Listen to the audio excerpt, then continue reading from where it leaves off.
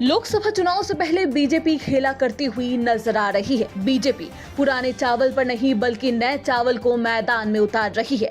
BJP के आला कमान ने उन्हें भी बागी तेवर दिखाया है जो राजनीति के गलियारों में चहलकदमी बढ़ा दिया करते थे। उनको भी बीजेपी ने ठेंगा दिखाया है। टिकट कटा तो सांसद क्लिनिक की ओर दौड़ पड़े। लोकसभा चुनाव से पहले बीजेपी के कई बड़े नेता राजनीति से दूरी बनाते हुए नजर आ रहे हैं।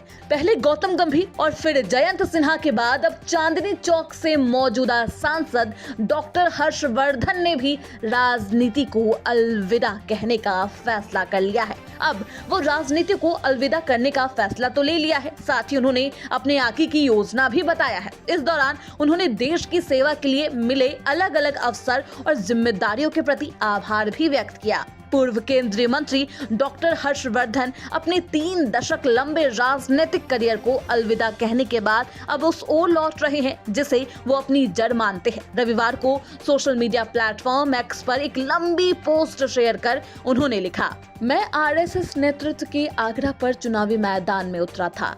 मेरे लिए राजनीति का मतलब 3 मुख्य शत्रु गरीबी, बीमारी और अज्ञानता से लड़ना था। पिछले 3 साल से ज्यादा का राजनीतिक सफर बेहद शानदार रहा। इस दौरान मैंने 5 विधानसभा चुनाव और 2 संसदीय चुनाव लड़े और बड़े अंतर से जीत दर्ज की। मैंने राज्य और केंद्र के साथ ही पार्टी संगठन में कई प्रतिष्ठित पदों पर काम किया है। अब मैं वापस अपनी जड़ों की तरफ लौटना चाहता हूँ। मैं जानता हूँ कि आपका आशीर्वाद हमेशा मेरे साथ रहेगा। कृष्णानगर में मेरे ENT क्लिनिक भी मेरे वापसी का इंतजार कर रहा है। डॉक्टर हर्षवर्धन ने सक्रिय राजनीति से दूरी बनाने का ऐलान तब किया है जब बीजेपी ने 2 मार्च को लोकसभा चुनाव 2024 के लिए उम्मीदवारों की पहली लिस्ट जारी की थी।